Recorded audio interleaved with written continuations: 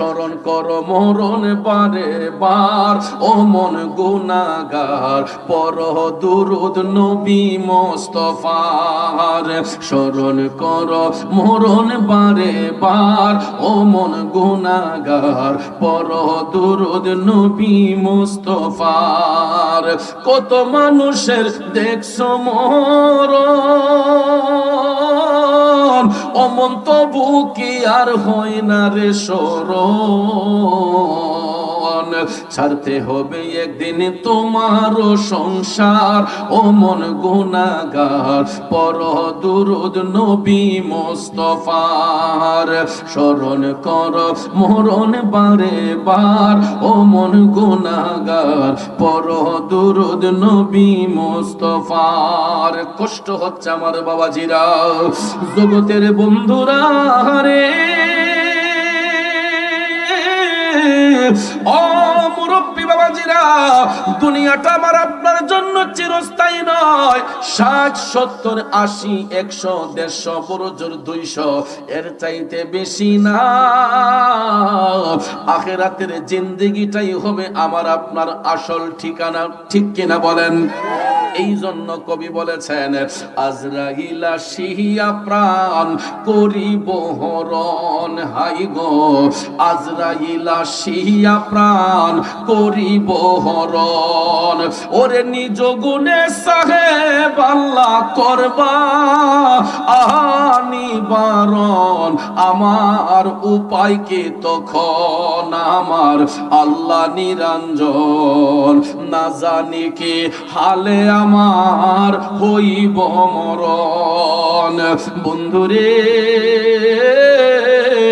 ও বাবাজিরা গো এই যে নবীর বাগানে বসে আছে বলেন তো এখানে আমার আপনার মরণ হতে পারে কি পারে না রাস্তার মধ্যে যারা হাঁটতেছে তাদের কাছে মৃত্যুর ফেরেশতা আসতে পারে কি পারে না এ বন্ধুরা আমার বাবাজিরা মৃত্যুর কোনো সিরিয়াল নাই অনেক বাবা হয়তো স্বপ্নে দেখেন যে আমার ছেলে আমারে কাফন দাফন করব কিন্তু বাবা গো আপনার এই ধারণাটা একেবারে ভুল এটা এই জন্য শুধু সন্তানের কাঁধে পিতার লাশ বহন করা হয় না পৃথিবীতে এমন কিছু মুহূর্ত আসে বাজার অনেক সময় পিতার কাঁধেও সন্তানের লাশ বহন করতে হয় ঠিক না বেঠিক নিশ্চয়ই মুমিন ব্যক্তিরা এমনই হয় যখন তাদের সামনে আল্লাহ পাকের নাম উচ্চারিত করা হয় তখন তাদের অন্তরটা ভীত সন্ত্রস্ত হয়ে যায় ওয়া ইযা তুলিয়াত আলাইহিম আয়াতুহু যাদাতুহুম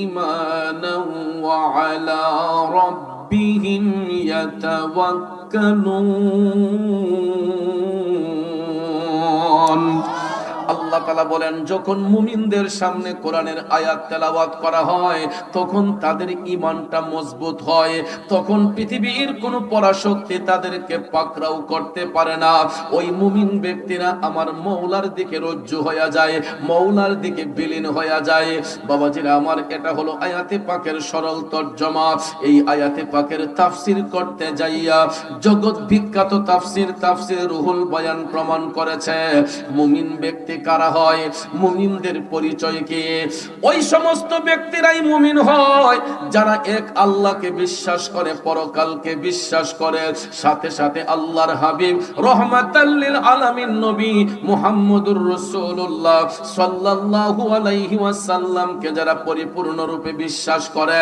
এরাই হবে মুমিন এরাই হবে ঈমানদার আর ওই ঈমানদার যারা হয় এদের অন্তরের মধ্যে আল্লাহর ভয় থাকে ঈমানদার যারা হয় এরা কখনো মানুষকে কষ্ট দেয় না ঈমানদার ব্যক্তিরা কখনো সমাজ বিরোধী কাজ করে না ঈমানদার ব্যক্তিরা সব সময় মানুষের উপকারে দাবিত হয় এরা আল্লাহর জিকির করে এরা নবীর দুরূদ শরীফ পড়ে এরা 5 ওয়াক্তের নামাজ পড়ে সমাজের মধ্যে ভালো কাজে অংশগ্রহণ করে এই জন্য রাসূল বলেছেন এই দুনিয়ার জমিনে যারা নেক আমল করবে আখিরাতের রাস্তাটা তাদের পরিষ্কার হয়ে যাবে কারণ আখিরাতের প্রথম ঘাটিটা হইল কবর আখিরাতের প্রথম ঘাটি কি রাসূল বলেছেন এই কবরের ঘাটিটা যেই ব্যক্তি সহজে পার হয়ে যাবে অন্য কোনো ঘাটে আটকা পড়বে না, কিন্তু কবরের ঘাটে যেই ব্যক্তি আটকা পড়ে যাবে অন্য কোনো ঘাট পার হওয়া তার পক্ষে সম্ভব হবে না।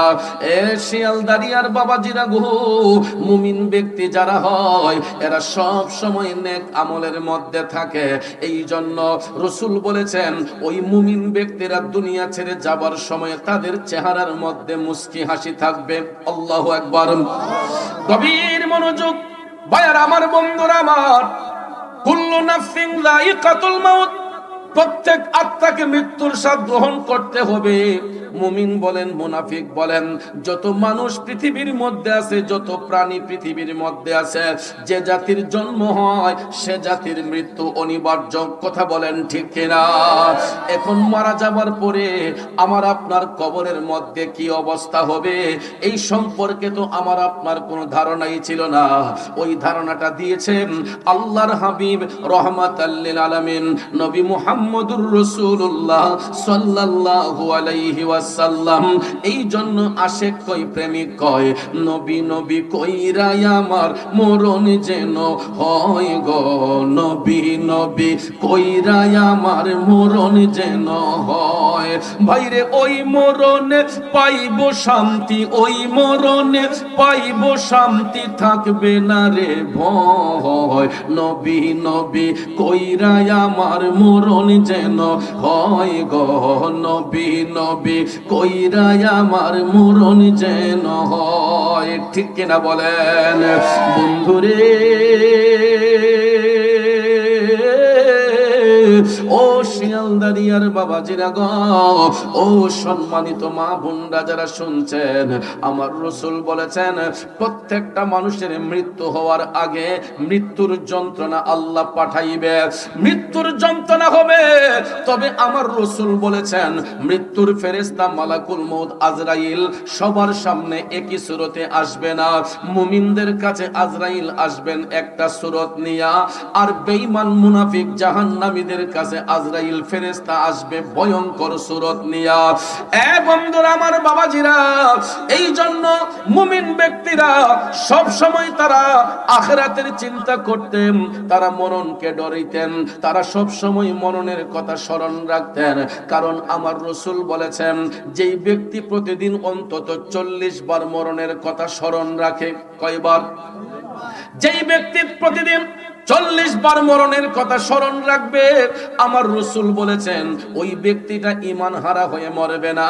কারণ যার কাছে মরণের ভয় থাকবে যে দুনিয়াটা আমার আপনার জন্য চিরস্থায়ী নয়, ওই কথাটা স্মরণ রাখা যেই ব্যক্তি দৈনিক 40 বার অন্তত মরণের কথা স্মরণ করে, রাসূল বলেছেন ওই ব্যক্তির কবরের মধ্যে কোনো আযাব হবে না, ওই ব্যক্তি ঈমান হারা হয়ে মারা যাবে না।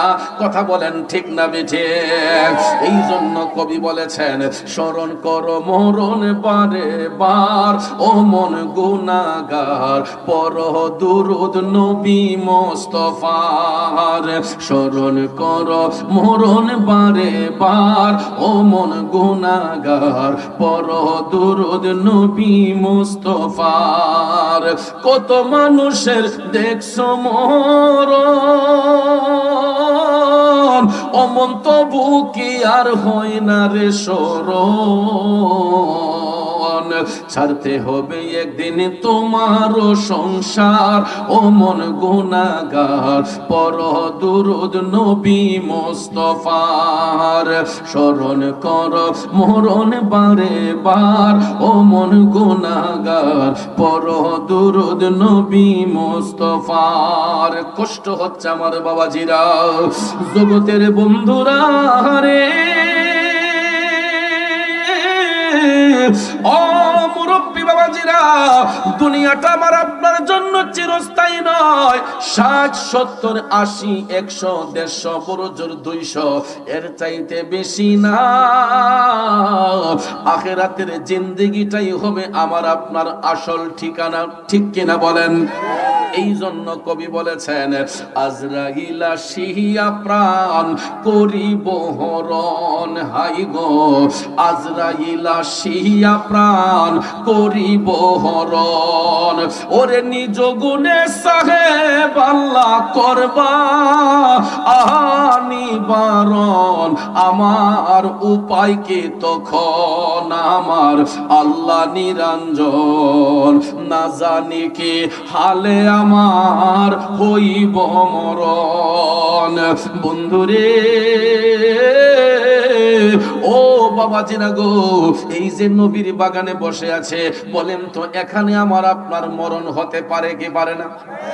রাস্তার মধ্যে যারা হাঁটতেছে তাদের কাছে মৃত্যুর ফেরেশতা আসতে পারে কি পারে না?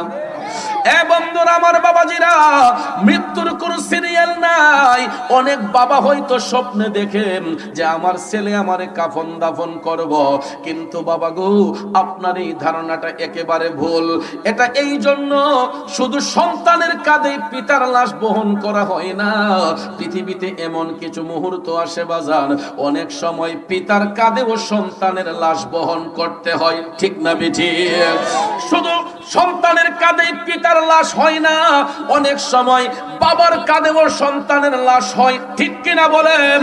আমার যুবক বন্ধুরা, বাবাজিরা, আমার রাসূল বলেছেন মৃত্যু হওয়ার আগে মৃত্যুর যন্ত্রণা আসবে, তবে মুমিন ব্যক্তিদের কাছে আজরাইল আসবে সুন্দর একটা সূরত নিয়া, আর জাহান্নামীদের কাছে মৃত্যুর ফেরেশতা আসবে ভয়ঙ্কর একটা সূরত ধারণ করিয়া। আসুন শুনে নেই, আমার মদিনার কামলিওয়ালা নবী বলেছেন মুমিন ব্যক্তিদের যখন মৃত্যুর যন্ত্রণা হয়, আজরাইল আলাইহিস সালাম যখন তাদের প্রাণ কেড়ে নেওয়ার জন্য আসে, আজরাইলের পায়ের শব্দ শুনিয়া মুমিন ব্যক্তিদের চেহারার মধ্যে মুস্কি মুস্কি হাসি বের হয়। কারণ মুমিন ব্যক্তি যারা হয় এরা দুনিয়ার জিন্দেগি বেশি দিন চায় না। আল্লাহওয়ালা ব্যক্তিরা দেখবেন তাহাজ্জুদের নামাজ পড়া তারা চোখের পানি চাইনা আমার আল্লাহরে ডাক দিয়া কয়, আল্লাহ দুনিয়ার জিন্দেগি যদি আমাদেরকে দাও তাইলে নেক হায়াত দান করো, আর যদি হায়াত না থাকে ঈমানের সহিত মরণ দান করো। কিসের সহিত? আমরা ঈমানি মরণ চাই কি চাই না? জোরে বলেন, চাই কি চাই না? এই জন্য কবি বলেছেন ঈমানের পথে অবিচল থেকে আমার মরণ যেন হয়। খারাপ লাগে মাঝে মাঝে নবী ওলির শান বললে কষ্ট হবে, কারণ বাজান ভাত খাইলে ফল খাইলে পেটের ক্ষুধা নিবারণ হয়, আর আল্লাহ নবীর শান গাইলে আশেকদের রুহের ক্ষুধা নিবারণ হয়। আমাদের পেটের ক্ষুধারও প্রয়োজন, পেটের ক্ষুধা নিবারণের প্রয়োজন আছে, রুহের ক্ষুধা নিবারণ করারও প্রয়োজন আছে না নাই? এই জন্য মাঝে মাঝে একটু শান বলবো, ইমানটা তাজা হবে, কষ্ট হবে না তো। ইমানের পথে অবিচল থেকে আমার মরণ যেন হয়। এ শালদানিয়ার বাবাজিরা, গভীর মনোযোগ মনোযোগ। আমার রাসূল বলেছেন মুমিন ব্যক্তিরা যখন মৃত্যুর বিছানায় শুইবে, এদের যখন মরণ যন্ত্রণা হবে, তখন আজরাইল আলাইহিস সালামের পায়ের শব্দ শোনার সাথে সাথে ওই মুমিন ব্যক্তিদের মুখ দিয়া মুস্কি মুস্কি হাসি বের হবে। কারণ ভাইয়ের আমার, বন্ধুরা আমার, আখিরাতের প্রথম ঘাটিটা হইল কবর। ওই কবরের মধ্যে 3টা প্রশ্নের মাধ্যমে ইন্টারভিউ নেওয়া হয়। কয়টা? এটা আমরা শুনতে শুনতে অভ্যস্ত, এই জন্য আর এই দিকে সময় নষ্ট করব না। আখিরাতের প্রথম ঘাটি কবরের মধ্যে 3টা প্রশ্নের মাধ্যমে ইন্টারভিউ নেওয়া হবে, আর ওই ইন্টারভিউতে যারা পাশ করবে এরা প্রত্যেকটা ঘাট পার হইয়া যাইব, আর এই ইন্টারভিউতে যারা ফেল করবে এরা জাহান্নামের মধ্যে নিক্ষিপ্ত হয়ে যাবে। তাইলে বলুন, আমরা জান্নাত চাই না জাহান্নাম চাই? বন্ধুরা আমার, মুমিন ব্যক্তিরা তাদের চেহারার মধ্যে হাসি ফুটে, এরা এই জন্য মুস্কি মুস্কি হাসে, কারণ মুমিন ব্যক্তি যারা হয় এরা স্টুডেন্ট ভালো। স্টুডেন্ট ছাত্র যদি ভালো হয়, পরীক্ষার হলে তাদের কোনো টেনশন থাকে না। ছাত্র গাধা হইলে তার ভিতরে একটা টেনশন থাকে, কেমনে পাস করবো রে। কথা কোন ঠিক না ঠিক? দুনিয়ার মধ্যে গাধা ছাত্র যারা হয় ওই গাদা ছাত্রগুলা দেখবেন নকল কইরা পাস করার চিন্তা করে, কিন্তু কবর দেশ এমন একটা দেশ, ওই দেশের মধ্যে নকল কইরা পাস করার কোনো সুযোগ আসেনি। এই জন্য মুমিন ব্যক্তিরা স্টুডেন্ট ভালো এই কারণে, ওই মুমিন মুত্তাকি যারা হয় এরা তাহাজ্জুদের নামাজ পড়ে। কিসের নামাজ? আমরা তো যারা এখানে আসছি মোটামুটি সবাই তাহাজ্জুদের নামাজ প্রতিদিন পড়ি। হ্যাঁ এ বন্ধু, তাহাজ্জুদ পড়ব দূরের কথা, আমরা তো ভালো করে ওয়াক্তের নামাজ গুলাই পড়ি না। আল হাক্কু মুররুন, সত্য কথা শুনতে তিতা লাগবে, কিন্তু সত্যটাকে ভালোবাসবেন। আমার বাবাজিরা, আমি চ্যালেঞ্জ করে বলতে পারবো, এখনো আমার মাহফিলে যেই শ্রোতারা আসছেন, আপনাদের মধ্যে অর্ধেকেরও বেশি মানুষের আজকে এশারের নামাজ কাজা হয়েছে, মাগরিব কাজা হয়েছে, আসর কাজা হয়েছে, জোহর কাজা হয়েছে, ফজর কাজা হয়েছে। একদিন নয়, 2 দিন নয়, দিনের পর দিন, রাতের পর রাত, মাসের পর মাস চলে যায়, আমরা 5 ওয়াক্তের নামাজটাই ভালো করে পড়ি না। তাইলে চিন্তা করেন হাসরের ময়দানে আমার নবীর কোর্টে কি জবাব দেবেন? কারণ যেই নবী এখনো উম্মতি উম্মতি বলে কাঁদতেছে, ঠিক না ঠিক? নবী কান্দেন মদিনায়, আজও উম্মতের মায়ায়, নবী কান্দেন মদিনায়, আজও উম্মতের মায়ায়, দুরুদ পড়ে সবাই নবীকে সালাম জানাই, কান্দেন নবী মদিনায়, আজও উম্মতের মায়ায়। ঠিক কিনা বলেন বন্ধু? যেই নবী এখনো আমার আপনার জন্য কান্দে, আমরা ওই নবীর জন্য কি করলাম?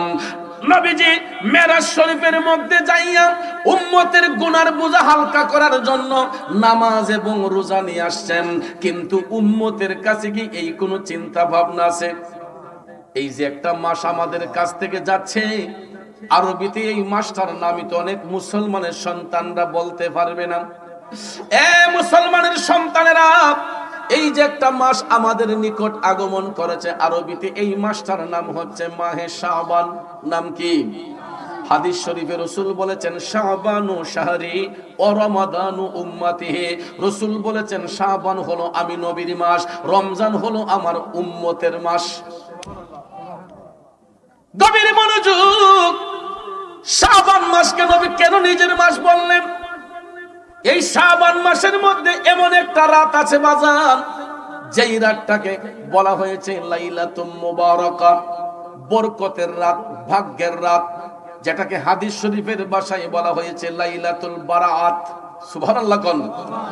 ভাগ্যের রজনী। এখন আম্মাজান আয়েশা সিদ্দিকা রাদিয়াল্লাহু তাআলা আনহা আমার নবীর কাছে এই মোবারক রাত সম্পর্কে জানতে চাইলেন, নবী গো এই বরকতের রাতটা কোন রাত? তখন আমার রাসূল বলেছেন লাইলাতুম মুবারাকা মিন নিসফে শাবান, শাবান মাসের মধ্যবর্তী রাতটাই হলো ভাগ্যের রজনী, বরকতের রজনী, যেইটাকে ফার্সি ভাষায় বলা হয় শবে বরাত। কি বলা হয়? ওই রাতে আল্লাহ রাব্বুল আলামিন মহাগ্রন্থ আল কোরআন নাজিলের সিদ্ধান্ত নিয়েছেন। এই ভাগ্যের রজনীতে আল্লাহ রাব্বুল আলামিন বান্দার হায়াত নির্ধারণ করেন, রিজিক নির্ধারণ করেন, মউত নির্ধারণ করেন। মোট কথা প্রত্যেকটা গুরুত্বপূর্ণ কাজের দৃঢ় প্রতিজ্ঞা আমার আল্লাহ গ্রহণ করেন এই বরকতের রাতে, শবে বরাতের রাতে।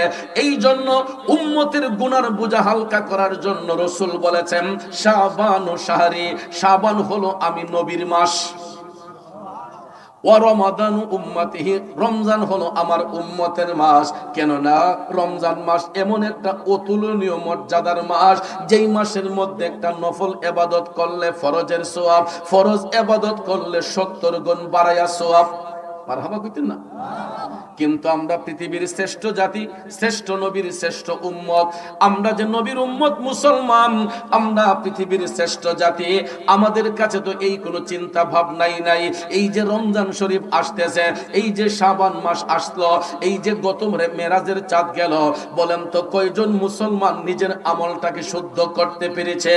আমরা তো কবরের কথা চিন্তাই করি না, আছি শুধু হিংসা নিন্দা, কারে মাইরা কে বড় হই হইব, কারে ঠকাইয়া কে বড় হইব, কারে ওজনে কম দেওয়া যায়, কার কাছ থেকে কয় টাকা লাভ করা যায়। আমরা আছি শুধু একজন আরেকজনের মনের মধ্যে আঘাত দেই, আমরা আছি শুধু একজন আরেকজনকে কষ্ট দেই। কিন্তু কবি বলেছেন, মন ভাঙ্গে না মসজিদই ভাঙ্গে, ভাঙ্গে আমার আল্লাহর ঘর, ভাঙ্গে আমার আল্লাহর ঘর, মন মন্দিরে আল্লাহর বাড়ি, ব্যথা দিস না তার ভিতর। কথা বলেন ঠিক না বেঠিক? আমাদের দেশে এই রকম আঘাত দেওয়া না পিলার আসেনি? আমি দেখছি বাজান অনেক জায়গার মধ্যে, বাজারের মধ্যে দুধ বিক্রি হয়। কি বিক্রি হয়? আমরা দেশ ইটা নাই দেখছি, বাজারে দুধ বেচেনি। তো একজনে ভদ্রলোক, নামাজির মানুষ, ফজরের নামাজ পড়তে পড়তে কপালে কালো দাগও পড়ছে।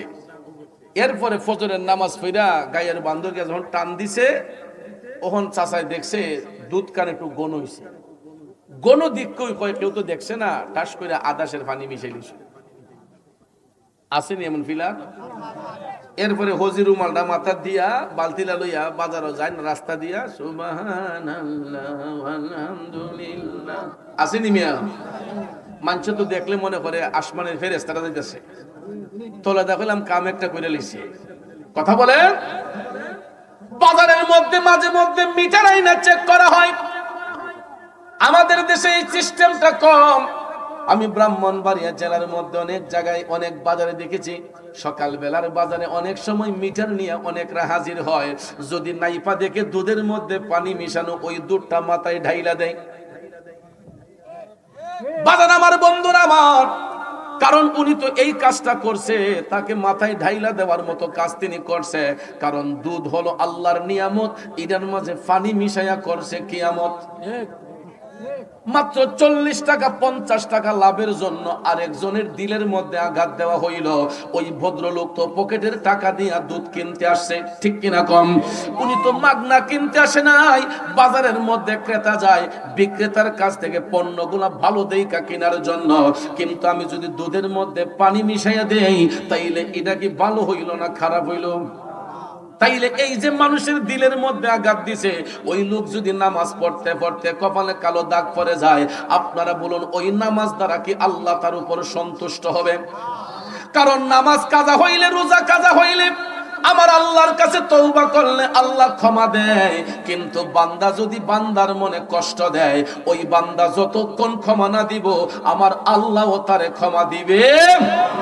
এ শালদারিয়ার বাবাজিরা, মুমিন ব্যক্তি যারা হয়, এরা কোনো মানুষের সঙ্গে প্রতারণা করে না, এরা কোনো মানুষকে ধোঁকা দেয় না। মুমিন ব্যক্তিরা দেখবেন খুব সাধারণ জীবন যাপন করে। এই জন্য রাসূল বলেছেন, এদের কাছে যখন মৃত্যুর ফেরেশতা আসবে, তখন আজরাইলের পায়ের শব্দ শুনিয়া ওই সমস্ত মুমিন ব্যক্তিদের মুখ দিয়া মুস্কি মুস্কি হাসি বের হবে। বন্ধু, আমার মদিনার কামলিওয়ালা নবী, মায়ের নবী, দয়ার নবী বলেছেন, ওই মুমিন ব্যক্তিদের জান কবজের সময় তাদের কাছে এতটুকু কষ্ট হবে, একটা পিঁপড়া কামড় দিলে যেই রকম ব্যথা হয়। কি কামড় দিলে? পিপিলিকা কামড় দিলে যেই রকম ব্যথা হয়, ঠিক এই পরিমাণ ব্যথা মুমিনরা অনুভব করবে, এর চাইতে বেশি কষ্ট হবে না। আমার রাসূল বলেছেন, তখন ইন্তেকালের পরে ওই মুমিন ব্যক্তির চেহারাটা নূরান্বিত হয়ে যাবে, তার চেহারা ফুটবে। দেখবেন আমরা কিছু কিছু মানুষ মারা যাবার পরে, ভালো মানুষগুলা মারা যাবার পরে যখন লাশ দেখতে যাই, বেটারা কালা হইলো, দেখবেন মাঝে মধ্যে কিছু কিছু লাশ দেখলে চেহারাটা নূরান্বিত হইয়া যায়, উজ্জ্বল হইয়া যায়, চেহারার মধ্যে একটা মুস্কি হাসি ফুটে, ঠিক না? আমরা জানাজার মাঠ বলেন, রাস্তাঘাটে হাইটা কই না বা বেটালা যেমন বালা আছিল, মরণ যেমন সুন্দর হইছে, ময়ূরও যেমন আইসা রইছিল। কইনি? যদি আমি আপনি মুখে মুখে বলি, এটা আমার আপনার মুখের কথা না, এটা হাদিস শরীফে আমার নবী কামলিওয়ালা বলেছেন, মুমিন ব্যক্তিদের ইন্তেকালের পরে তাদের চেহারাটা উজ্জ্বল হয়ে যাবে এবং এদের চেহারার মধ্যে মুস্কি মুস্কি হাসি ফুটবে। এটা কেন আমার রাসূল বলেছেন? কারণ আখিরাতের প্রথম ঘাঁটি হইব কবর। দুনিয়াতে কেউ যদি নবীজির নাও দেখে, কবরের প্রথম ঘাটে যাইয়াই আমার নবীর দেখা পাওয়া যাবে। তিনটা প্রশ্নের মধ্যে একটা প্রশ্ন হবে আমার নবীরে নিয়া। কারে নিয়া? ওমান হাজার রজুল বুইসা ফিকুম, নবীজিরে দেখাইয়া বলা হবে ওনার সম্পর্কে তোমাদের ধারণা কি, চিনতে পারো? মুমিন ব্যক্তিরা তখন হাসি মুখে বলে দিবে হাজা মুহাম্মদুর রাসূলুল্লাহ সাল্লাল্লাহু আলাইহি ওয়াসাল্লাম। জুরে জুরে কন্যা সুবহানাল্লাহ। এই জন্য আশেক কয়, প্রেমিক কয়, নবী ছাড়া ওই কবরে নাই রে বান্ধব নাই, নবী ছাড়া ওই কবরে নাই রে বান্ধব নাই, হাসরেতে নবী ছাড়া নাই দরদি নাই, হাসরেতে নবী ছাড়া নাই দরদি নাই, নবী ছাড়া ওই কবরে নাই রে বান্ধব নাই, নবী ছাড়া ওই কবরে নাই রে বান্ধব নাই। বান্দার জন্য রহমত আমার নবী মুহাম্মদ, দুজাহানে আর কে আছে মুদেরই সম্পদ। ঠিক না ঠিক? নবী ছাড়া আমাদের দামি সম্পদ আর কিছু আছে? বিবি বলেন, বাচ্চা বলেন, ধন সম্পদ যা কিছু আছে, এই কোনো কিছুই কিন্তু আমার আপনার কবরে আপন না। এ বাজার, এই অল্প দিনের জিন্দেগি পাইয়া দেখবেন চোখের মধ্যে জায়গা কেনার জন্য মানুষ পাগল হইয়া যায়। ছেলের ভবিষ্যৎ, মেয়ের ভবিষ্যৎ সুন্দরের জন্য হারাম রাস্তায় অনুসরণ কইরা দেখবেন হারাম টাকা দিয়া বাড়ি বানায়, গাড়ি করে, সব কিছু সাজাইয়া যায়। আমার প্রশ্ন হলো বাজান, এই যে হারাম পথে পা বাড়ায় ইনকাম করে সম্পদ কামাইলাম, এই সম্পদ যে সন্তানদেরকে দিয়া গেলাম, খোদাই না করুক আমার যদি এখন মৃত্যু হইয়া যায়, বলুন তো আমার সন্তান সন্ততি নাকি আমার কবরে যাবে? এ বন্ধু, মৃত্যুর কোনো গ্যারান্টি নাই। আমি মুরাদ চৌধুরীও যদি এখন স্টেজের মধ্যে খোদাই না করুক আমার মরণ হইয়া যায়, হইতে পারে না? খোদাই না করুক আমার মরণটাও যদি এখন স্টেজে হইয়া যায়, আপনারা কি করবেন? 2 ফোঁটা চোখের পানি ছেড়ে কান্না করবেন। আহারে, প্রধান অতিথি আনলাম ওয়াজ করার জন্য, লোকটা মারা গেল, আমার জন্য আজকে এত সুন্দর আয়োজন করেছেন, নবী প্রেমের বাগান সাজিয়েছেন, অপেক্ষা করতেছেন প্রধান অতিথি আসবে, ওয়াজ শুনবো। ভাইয়ার আমার, বন্ধুরা আমার, অপেক্ষা করতেছেন কখন হুজুর আসবে, মাইকে ওয়াজ করবে। কিন্তু বাজান, খোদাই না করুক যদি এই মুহূর্তে মরণটা হইয়া যায়, আপনারা আমার চাদরটা সরাইয়ে ফেলবেন। আমার কোমরের নিচে যেই গদি লাগানো সোফাটা আছে, এই সোফাটাও কিন্তু টান দিয়া সরাইয়া কয়েকজনে ধইরা যদিও কিছুক্ষণের জন্য আপনার বাসার মধ্যে নেন, আমি থাকা অবস্থায় আমারে নিয়ে পালঙ্কের উপর বসাইছেন, টেবিলের মধ্যে বসাইয়া সুন্দর করে খাবার দাবার খাওয়াইছেন। কিন্তু যদি আমি ডেড বডি হইয়া যাই, আমার এই নিতর দেহটা আপনার ঘরে যদি কিছু সময়ের জন্য নেন, বারান্দার মধ্যে কম্বলবিহীন, লেপবিহীন, তোষকবিহীন, বালিশবিহীন আমার নিতর দেহটা হয়তো একটা পাতলা চাদর নাইলে আমার গায়ের এই চাদরটা দিয়া ঢাইকা রাইখা আমার বাসায় টেলিফোন দিবেন যে মুরাদ চৌধুরীর লাশটা ইসা রিসিভ কইরা নিয়ে যান। বন্ধুরা আমার, আমার স্বজনরা, আমার সন্তানরা কাইন্দা কইতে আসবে আমার লাশটা রিসিভ করার জন্য। আমি যে বাড়িতে এত সুন্দর ঘর বানাইলাম, রুমে রুমে বক্স পালং দিলাম, এত সুন্দর ডেকোরেশন করলাম, আমার অর্জিত সম্পদ দিয়া যে ঘরটা বানাইলাম, এরপরও বাজান আমার নিতর দেহটা যখন বাড়িতে নেওয়া হইব রে, আর কিন্তু আমার বেডরুমের ভিতরে নেওয়া হবে না। আমার এই দেহটাকে আর জাজিমের উপরে রাখা হবে না। এমন আমার মতো বহু শিল্পপতি, আমার চাইতে বড় বড় শিল্পপতি এই দেশের মধ্যে আছে, শিমুল তলার বালিশ না হইলে ঘুমের তৃপ্তি হয় না, বিছানাটা নরম না হইলে ঘুমের আরাম হয় না।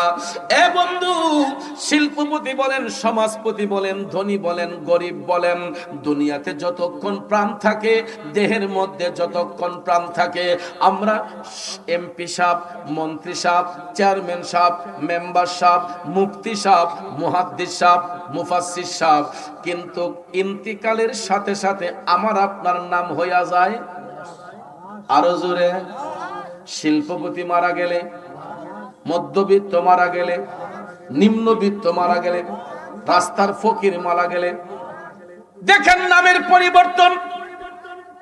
দুনিয়াতে যতক্ষণ থাকি আমরা অমুক সাপ তমুক সাপ, কিন্তু মারা যাবার সাথে সাথে আমার আপনার নাম হইয়া যায় লাশ।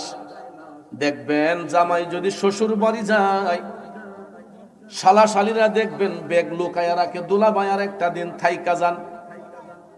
শ্বশুর শাশুড়ির ডাক দিয়া কই বাজান আর একটা দিন থাইকা যান, কই নিও। ভাগনা যদি মামার বাড়ি যায়, মামা মামি মিলিয়া ভাগনাকে রিকোয়েস্ট করে, ভাগনা রে আর একটা দিন থাইকা যা। খালার বাড়ি বোনফুত গেলে কই বোনফুত আর একটা দিন বেড়াইয়া যা। কিন্তু আমার নিজের বাড়িতেও আমি যদি ডেড বডি হইয়া যাই, আমার সন্তানরা স্বজনরা মিলিয়া সবাই মধ্যে একটা তাড়াহুড়া থাকে, লাশটা তাড়াতাড়ি দাফন করা হোক, লাশটা তাড়াতাড়ি দাফন করা হোক। এই আদর আর কেউ করে না যে আর 2টা দিন রাইখা দেই, 3টা দিন রাইখা দেই। তখন দেখবেন এই লাশটাকে দাফন করার জন্য সবাই পাগল পারা হইয়া যায়। এই জন্য কবি বলেছেন, মনুরে মরণ কথা করো স্মরণ, স্ত্রী পুত্র কেউ নয় আপন, ধনরত্ন সবিও কারণ মনুরে।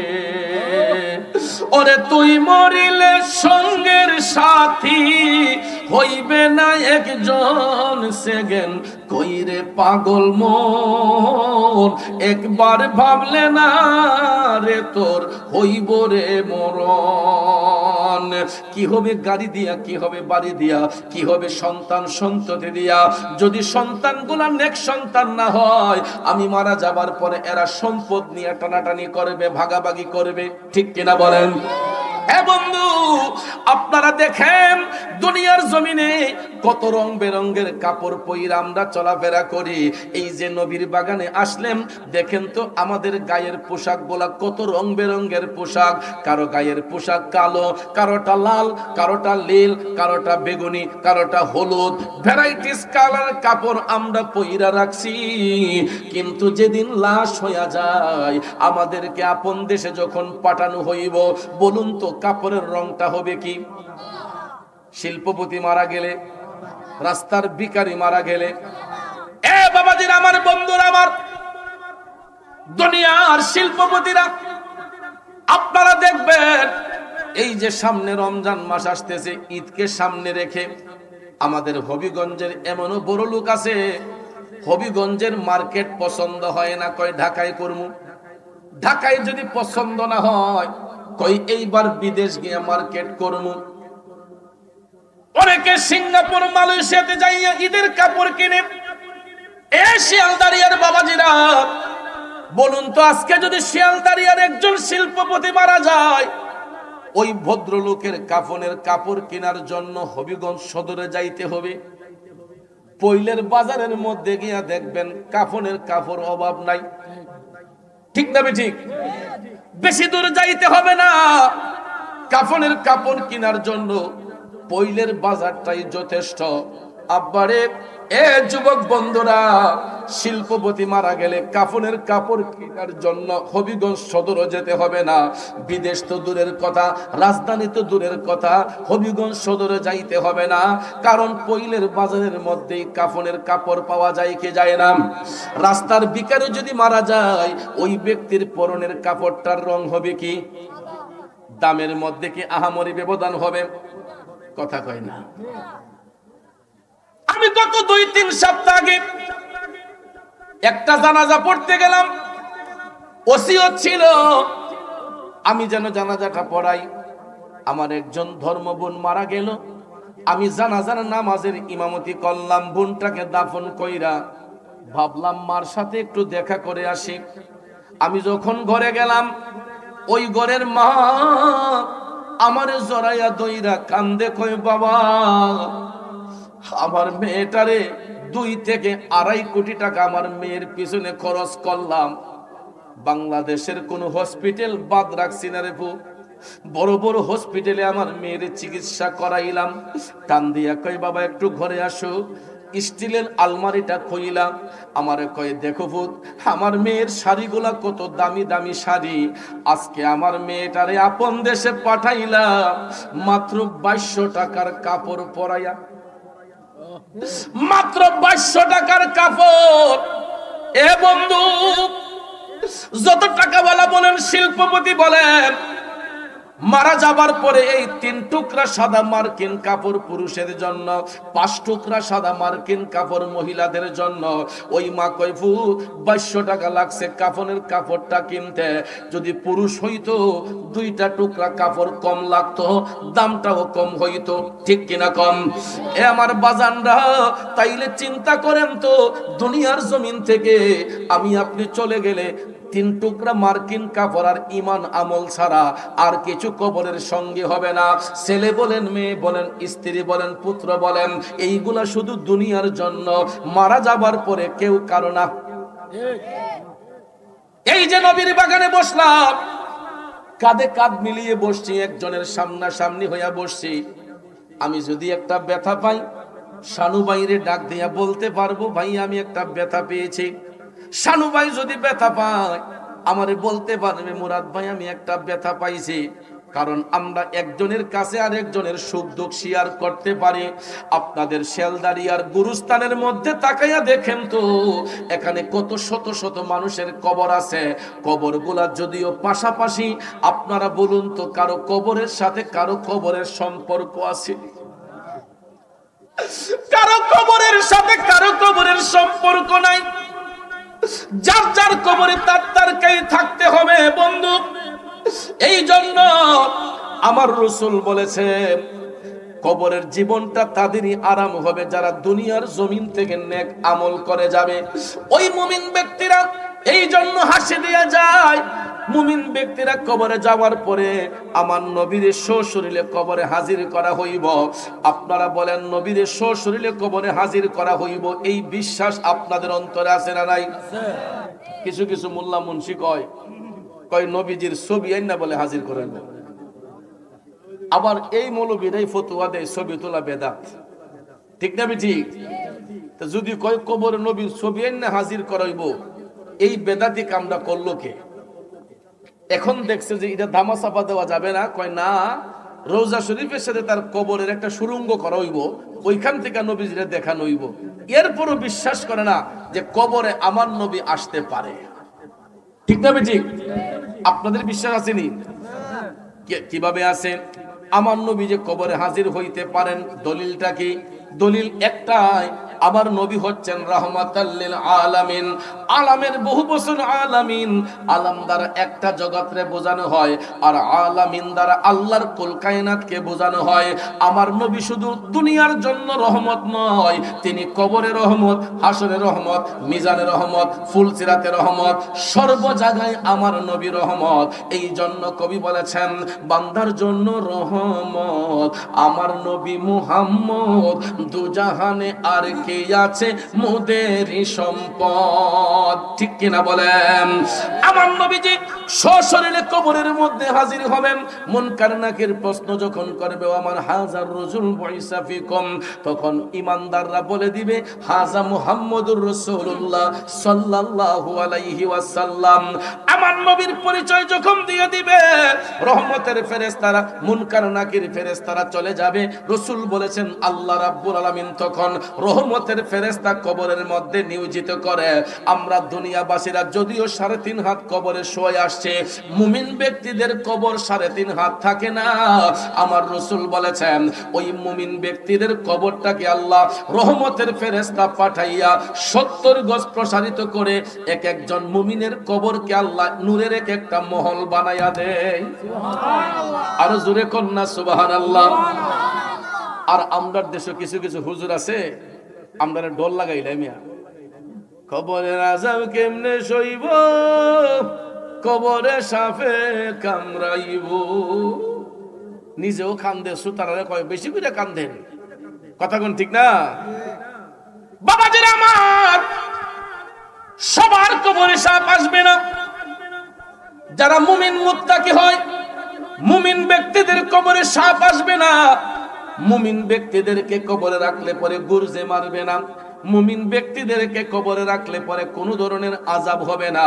বরঞ্চ মুমিন ব্যক্তিদেরকে কবরে পাঠাইলে পরে আল্লাহ রাব্বুল আলামিন রহমতের ফেরেশতা পাঠাইয়া মুমিনদের কবরটাকে নূরের মহল বানাইয়া দেয়।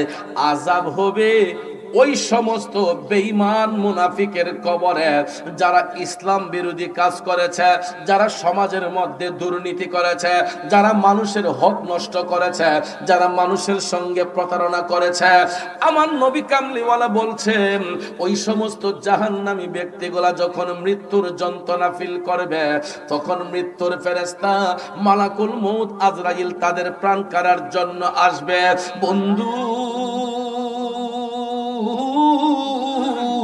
ও বাবাজিরা গো, রাসূল বলেছেন জাহান্নামী ব্যক্তিগুলা মৃত্যুর ফেরেশতার পায়ের শব্দ শোনার সাথে সাথে তাদের মধ্যে একটা হাঁপানি রোগ শুরু হইয়া যাইব। কেমন রোগ? হাঁপানি রোগের মতো একটা শুরু হবে। দেখবেন কোন মানুষ যদি মৃত্যুর যন্ত্রণা ফিল করে, অনেক সময় দেখবেন অনেক মানুষ জোরে জোরে শ্বাস নেয় আর ছাড়ে। ঠিক না বাজান? আমরা কি বলি যে লোকটার সরকার চলতেছে, আর মনে হয় টিকতো না। তখন দেখবেন আত্মীয় স্বজন বন্ধু বান্ধব সবাইরে খবর দেওয়া হয়। ছেলে যদি বাড়ির বাহিরে থাকে, মেয়ে যদি স্বামীর বাড়ি থাকে, এরা টেলিফোন দিয়া কয় যে তোর বাপরে দেখবার হইলে তাড়াতাড়ি আয়, আর নাইলে সময় খুব সন্নিকট, তোর বাপের সরকার চলতেছে। এই সংবাদ পাইলে আর ছেলে মেয়ে কেউ বাইরে থাকে, সবাই দেখবেন দৌড়াই আইসা বাবার চতুর্দিকে ব্যারিকেড দিয়া স্বজনরা আওলাদরা বৈশা দেখবেন অনয় বিনয় করে কয় আব্বা আব্বা ও চিনছেন নি আমি আপনার ফুতো অমুক। মেয়েটা কান্দা কান্দা কয় আব্বা আমি আইসি গো আব্বা, আমি তোমার জি অমুক। তখন দেখবেন ওই মৃত্যু পথের যাত্রী বড় বড় করে চোখ গোলা উল্টাইয়া চাইয়া থাকে। আমার রাসূল বলেছেন যতই অনয় বিনয় করে বলা হোক, কে তার স্ত্রী, কে তার ছেলে, কে তার মেয়ে, কে তার বন্ধু বান্ধব, কে তার স্বজন, যার মৃত্যুর যন্ত্রণা শুরু হইয়া যায়, ওই ব্যক্তিরা তখন আর দুনিয়ার কাউকে চিনতে পারে না। কারণ তার দৃষ্টি থাকে তখন মৃত্যুর ফেরেশতা মালাকুল মউত আজরাইলের দিকে। ঠিক কিনা কোন বাবাজিরা আমার? দেখবেন ওই লোকগুলা জোরে জোরে মুখ খুলে আর বন্ধ করে। আমরা দুনিয়াবাসীরা চামিচ দিয়া একটার পর একটা পানি দিতে শুরু করি, মুখের মধ্যে পানি দেই না? অনেকে কয় তোর বাবার মুখের শেষ পানিটা দিলা। এ বাবাজিরা আমার, এখন পানি দিয়ে লাভ হবে কি? কারণ যদি 7 সমুদ্র 13 নদীর পানিও যদি ওই মুহূর্তে লোকটার মুখে ঢেলে দেওয়া হয়, সে তো আর চিনবে না কে তার সন্তান, কে তার ছেলে, কে তার মেয়ে, কে তার স্ত্রী। আমার নবী বলছেন ওই জাহান্নামী ব্যক্তিগুলা যখন সরকার শুরু হয়, আজরাইলের পায়ের শব্দ শোনার সাথে সাথে তাদের মধ্যে একটা আতঙ্ক শুরু হয়ে যায়, অন্তরের মধ্যে একটা ভয়ভীতি শুরু হয়ে যায়। তখন দুনিয়ার কেউ কাউকে তারা চিনতে পারে না, দুনিয়ার কোনো ব্যক্তিকে তখন আর চিনতে পারে না। এই সময় আজরাইল পায়ের বৃদ্ধাঙ্গুল থেকে টিপতে টিপতে টিপতে নিষ্ঠাকে অচেতন করিয়া বুকের মধ্যে আইনা এমন ভয়ঙ্কর একটা চিপ দিব রে। এ বন্ধু, আমার নবী কামলিওয়ালা বলেছেন গলা দিয়া গের গের করে শব্দ বের হবে। আর আজরাইলের ভয়ঙ্কর রূপটা দেখা এই ভয়ঙ্কর চিপের কারণে অনেকের পেশাব পায়খানা বের হয়ে যাবে। যদি আমার কথা বিশ্বাস না হয়, মানুষ মারা যাবার পরে যারা লাশ দৌত করে ওই সমস্ত ভদ্রলোকদেরকে জিজ্ঞেস করে দেখবেন, কিছু কিছু মানুষের ইন্তেকালের পরে লাশ যখন দৌত করা হয় এদের পায়খানার রাস্তা দিয়ে ময়লা পাওয়া যায়, লুঙ্গির মধ্যে পেশাবের দুর্গন্ধ পাওয়া যায়। ঠিক না ঠিক? যারা লাশ দৌত করে তাদেরকে জিজ্ঞেস করবেন, কিছু কিছু মানুষের ইন্তেকালের পরে লাশ দেওয়ার সময় তাদের ময়লার রাস্তায় ময়লা পাওয়া যায়, পেশাবের দুর্গন্ধ লুঙ্গিতে পাওয়া যায়।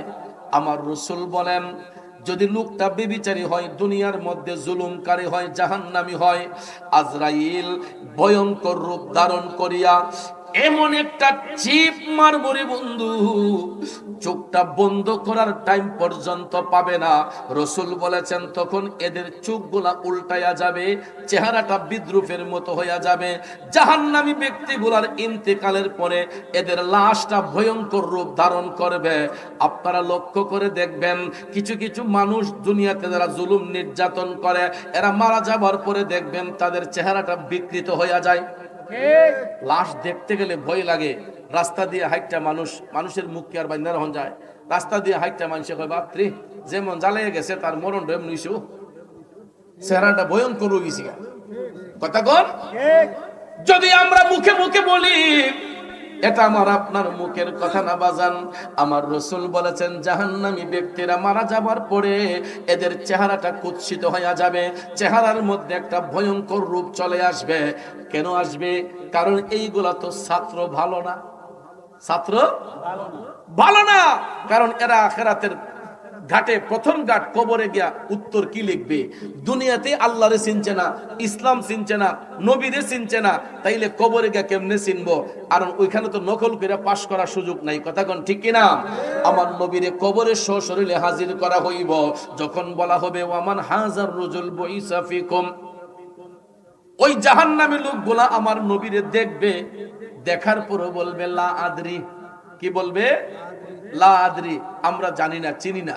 রাসূলকে দেখাইয়া সশরীরে নবীরে হাজির করা জাহান্নামীদেরকে প্রশ্ন করা হবে ওমান হাজার রুজুল বইসা ফিকুম, বলবে লা আদরি, আমি তো চিনি না। নবীকে যখন চিনবে না তখন মুনকার নাকির ফেরেশতা চলে যায়। আমার রাসূল বলেন আল্লাহ তাআলা তাদের কবরের মধ্যে আরেক দল আযাবের ফেরেশতা পাঠান। নাউজুবিল্লাহ কন্না। কোন ফেরেশতা পাঠান? আযাবের ফেরেশতা কবরের মধ্যে পাঠান। এ শিয়ালদারিয়ার বাবাজিরা, ওই ফেরেশতারা আইসা ওই জাহান্নামী লোকটার কবরের দুই পাশের মাটিগুলারে চাপাইতে শুরু করে। আপনারা দেখবেন লেদ মেশিনের মধ্যে একটা জিনিস রাইকা যদি এটাতে প্রেসার দেওয়া হয়, এটা মেশিনের প্রেসারের চাপে দেখবেন গোড়া হইয়া যায়। ঠিক নিয়ে বাজান? ঠিক তদ্রূপ ভাবে রাসূল বলেছেন জাহান্নামী লোকগুলাকে কবরে রাখার পরে দুই পাশের মাটি যখন আস্তে আস্তে চাপবে, চাইপা যখন তাদের বডির মধ্যে চাপ দিবে, এমন ভয়ঙ্কর একটা চাপ দুই পাশের মাটি দিবে, ডান পাজরের হাড় গুলা বাম পাজরে যাবে, ডান পাজরের হাড় গুলা বাম পাজরে যাবে।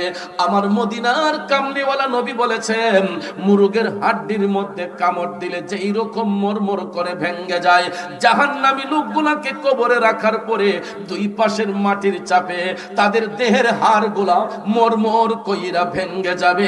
চিল্লায়া বলেন না নাউজুবিল্লাহ। এই জন্য কবি লিখছেন কবরের আযাব কত কঠিন সইতে আমি পারিব না, মৃত্যু যন্ত্রণা কত কঠিন সইতে আমি পারিব না। ওগো দয়াময় হে রহিম, চাই শুধু তোমার করুণা, কবরের আযাব কত কঠিন সইতে আমি পারিব না। খারাপ লাগতেছে আমার বাবাজিরা, বন্ধু জাহান্নামী লোকগুলারে কবরে রাখার পরে দুই পাশের মাটি চাপ দিবে, এদের হাড় গোলা মরমর করে ভেঙ্গে যাবে, আর তাদের কবরটা তখন ঘোর অন্ধকার হয়ে যাইব, এদেরকে জাহান্নামের মধ্যে পাঠানো হয়ে যাবে। জাহান্নামটা আমার রাসূল নিজ চোখ মুবারকে দেখছেন গো, জাহান্নামটা খুবই অন্ধকার, আর জান্নাতটা হচ্ছে আলোকময়। সুবহানাল্লাহ কোন বাজান, এই যে নবী প্রেমের বাগান সাজানো হয়েছে, যদি বাতি না থাকতো এখানে কি আমরা বইতে পারতাম? এ জায়গায় বসতে পারতাম? কারণ এই প্যান্ডেলটার সৌন্দর্য বৃদ্ধি হয়েছে বাতির কারণে, ঠিক না ঠিক? বাতি না হলে এটা অন্ধকার থাকতো।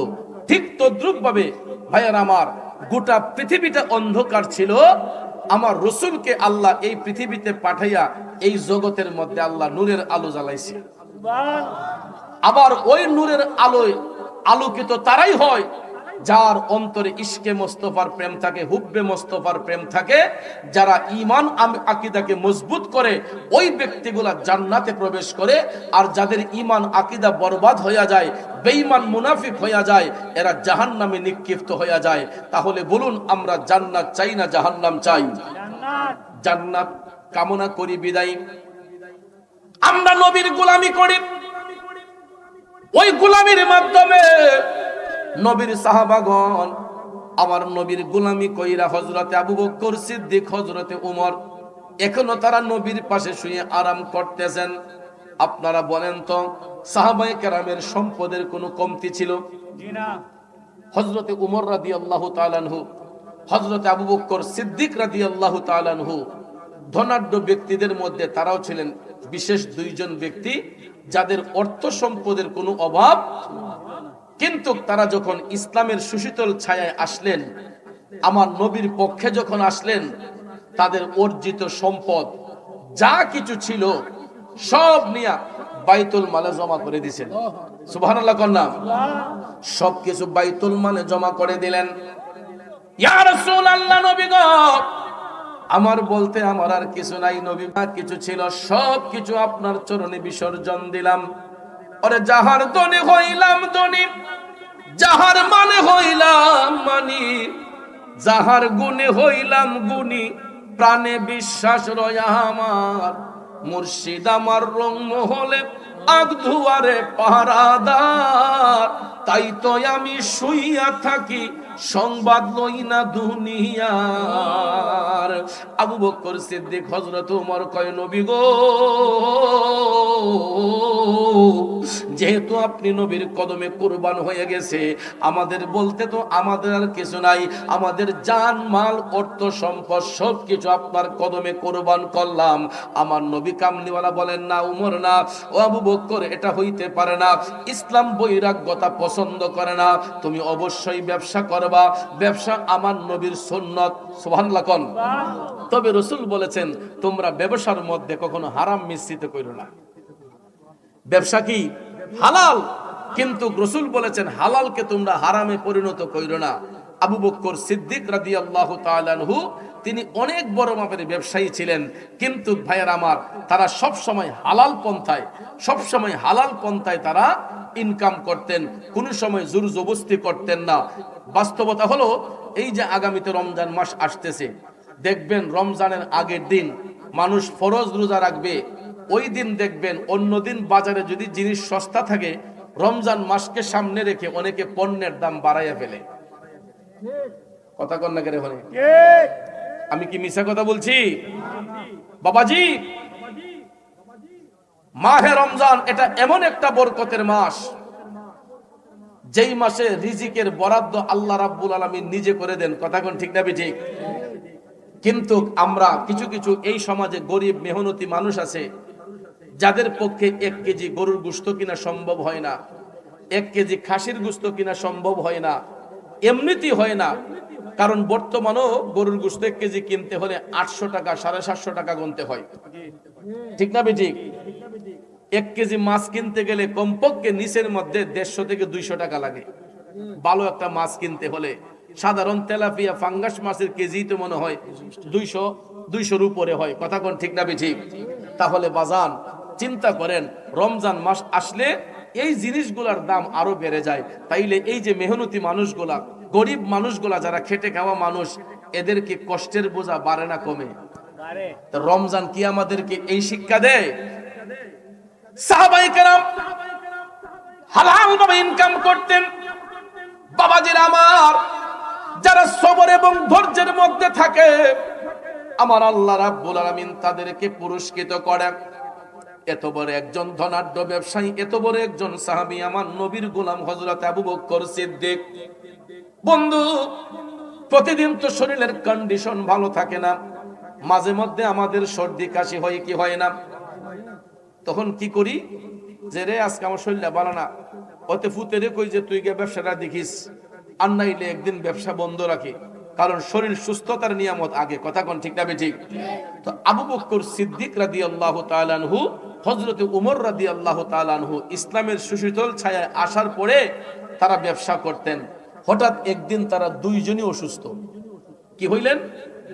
দুইজনই অসুস্থ হয়ে গেলেন।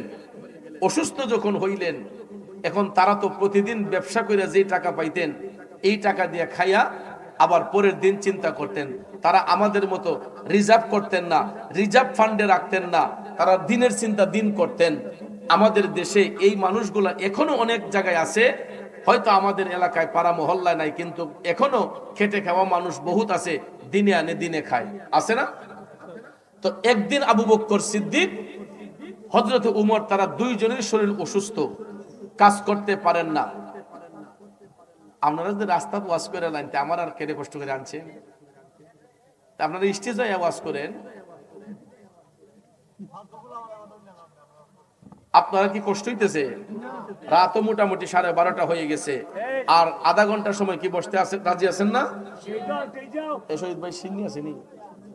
আচ্ছা দেখ, ডরাইছিলাম সিন্নি দিয়ে আসে, জিলাপি নাকি চুরি? বিরিয়ানি আইসি, আসল দিয়ে আছে, আসল জিনিসটাই আছে, বিরিয়ানি আছে তো। মাশাআল্লাহ কোন, মারহাবা কোন। বাবাজিরা আমার, একটু দুরূদ শরীফ পড়েন। আল্লাহুম্মা সাল্লি আলা মুহাম্মাদ, আল্লাহুম্মা সাল্লি আলা সাইয়্যিদিনা আদনা বিয়ানা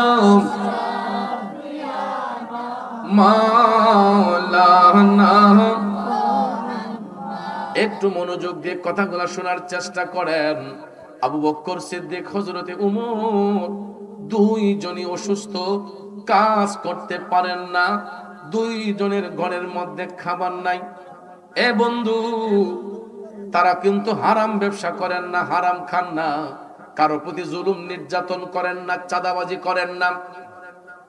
হযরত আবু বকর সিদ্দিক, হযরত ওমর, তাদের ঘরের মধ্যে খাবার নাই, দুইজনই অসুস্থ, এবং একদিন নয় 2 দিন ধরে ঘরের মধ্যে কোনো খাবার নাই। পেটের ক্ষুধায় দুইজনে তাদের পেটের মধ্যে 2টা পাথর বেঁধে রাখছেন। আবু বকর সিদ্দিকের পেটে একটা পাথর, হযরতে উমর রাদিয়াল্লাহু তাআলা আনহুর পেটের মধ্যে একটা পাথর। পেটের ক্ষুধায় দুইজনই কাতর, পাথর বেঁধে রাখলেন পেটের মধ্যে। আপনারা বলেন, উম্মতের মনের খবর আমার নবী জানে কি জানে না? উম্মত যে খাইছে না, আমার নবীর কাছে এই সংবাদ আছে না নাই? এ বন্ধু, হযরতে উমর, হযরতে আবু বকর 2 দিন উপবাস, পেটের মধ্যে কোনো খাবার নাই। বন্ধুরে, 2 দিন পরে তারা আর যখন ক্ষুধার তৃষ্ণা নিবারণ করতে পারেন না, ক্ষুধার জ্বালায় তারা দুইজন হাইটা হাইটা চলে গেলেন, হাইটা হাইটা চলে গেলেন আমার নবীজির দরবারে। সুবহানাল্লাহ কম।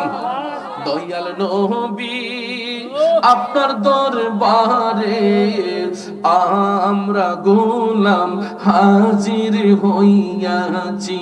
দয়াল নবী, আপনার দরবারে আমরা গোলাম হাজির হইয়াছি। বন্ধু, হযরত আবু বকর নবীজির হুজরা শরীফের কাছে যাইয়া সালাম দিলেন, আসসালাতু আসসালামু আলাইকা ইয়া রাসূলুল্লাহ।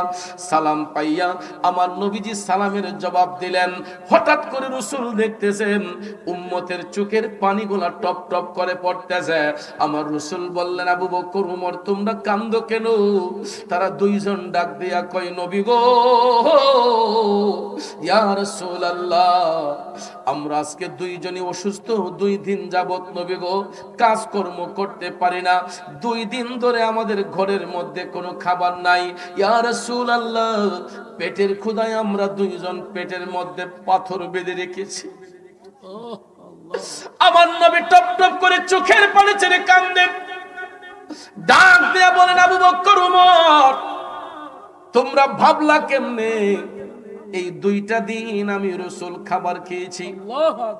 উম্মত রে, তোমরা যেমন খাও নাই, আমি নবী আজকে 2 দিন ধরে খাই নাই। তোমরা তো তোমাদের পেটের মধ্যে 2টা পাথর বেঁধে রাখছো, আর আমি রাসূল একাই দেখো আমার পেটের মধ্যে 2টা পাথর বেঁধে রেখেছি। হে আবু বকর, ওমর, তোমরা যেমন খাও নাই, তোমাদেরকে ছাড়া আমি নবীও কেমনে খাই? এই জন্য আজকে 2 দিন ধরে আমি নবীও কোনো খাবার খাই নাই। এখন আপনারা বলেন, আমার নবীর কাছে খাবারের কোনো কমতি আছে? না। নবীর কাছে খাবারের কমতি আছে? কারণ আল্লাহ তো সমস্ত ভান্ডার আমার নবীর কাছে দান কইরা রাখছে। রাসূল বন্টনকারী, আল্লাহ দেনেওয়ালা, রাসূল বন্টনওয়ালা। এই জন্য আমার নবীর কাছে কোনো কমতি নাই। কিন্তু ভাইয়েরা আমার, এই একটা ঈমানি পরীক্ষার মাধ্যমে আমার নবীজির একটা জ্বলন্ত মুজিজা মুবারক প্রকাশ হয়েছে। তারা যখন আলোচনা করতেছেন, হঠাৎ করে একজন সাহাবী আয়েশা কয়, নবী গো, ইয়া রাসূলুল্লাহ, আমি একটু আগে আপনাদের সমস্ত আলোচনাগুলা শুনে ফেলছি। আমি একটু আগে এসেছিলাম, আমি আড়াল থেকে নবী গো আপনাদের সমস্ত আলোচনা শুনে ফেলছি। ইয়া রাসূলুল্লাহ, বিয়াদবি ক্ষমা করবেন। নবী গো, আমার জান মাল আপনার কদমে কুরবান। ওগো নবী, আমি একটু আগে দেখেছি আপনার উম্মত মিকদাদ সাহাবীর বাড়ির মধ্যে একটা ঘরের ভিতরে, রুমের ভিতরে অনেকগুলা খেজুর স্তূপ করে রাখছে। নবী গো, তার ঘরের মধ্যে খাবারের কোনো কমতি নাই। ভাইয়ের আমার, বন্ধুর আমার, কারণ আরব দেশের প্রধান খাদ্য হলো খেজুর। আমরা দেশের প্রধান খাদ্য ভাত, ঠিক না? আর আরব দেশে প্রধান খাবার হচ্ছে খেজুর। এখনো তারা খেজুরকেই তারা প্রায়োরিটি বেশি দেয়। আর খেজুর এটা এমন একটি বরকতময় ফল, পৃথিবীর সব ফলের মধ্যে পচন আছে, কিন্তু একটা ফল পচলেও গন্ধ হয় না, দুর্গন্ধ হয় না। এই ফলটার নাম হলো খেজুর। সুবহানাল্লাহ কোন। মনোযোগ ভাইয়েরা আমার, বেশি সময় কষ্ট দেব না। মিকদাদ সাহাবীর কথা যখন বলা হইল, আমার মদিনার কামলিওয়ালা নবী আবু বকর সিদ্দিক হযরত উমরকে বললেন, চলো আমরা এখন সবাই মিকদাদের বাড়ির মধ্যে যাইব। দয়াল নবীজি আবু বকর সিদ্দিক হযরত উমর রাদিয়াল্লাহু তাআলা আনহুকে নিয়ে হাইটা হাইটা আমার নবীজি মিকদাদ সাহাবীর বাড়ির মধ্যে যাইলেন। যায়া রাসূল ডাক দিলেন, মিকদাদ। ডাকটা শোনার সঙ্গে সঙ্গে লাব্বাইক ইয়া রাসূলুল্লাহ বলে সাহাবী ঘর থেকে বের হয়ে আসলেন। নবী গো, আমি দাওয়াত করো আপনারে আনতে পারি নাই, আজকে কেমনে আপনি আমি গোলামের ঘরে হাজির হয়ে গেলেন? আমার রাসূল বলেছেন, মিকদাদ, আমি শুনেছি তোমার ঘরের মধ্যে নাকি খেজুর স্তূপ করে রেখেছ। আমরা আজকে 2 দিন যাবত কোনো খাবার খাই নাই। মিকদাদ রে, শুনেছি তোমার ঘরের মধ্যে খাবারের কোনো অভাব নাই। এ মিকদাদ, এখান থেকে কিছু খাবার আমাদেরকে খেতে দাও। যেই নবী খাবার বন্টন করে, ওই নবী উম্মতের কাছে যাইয়া বলতেছে, মিকদাদ, তোমার ঘর থেকে কিছু খেজুর আমাদেরকে খেতে দাও।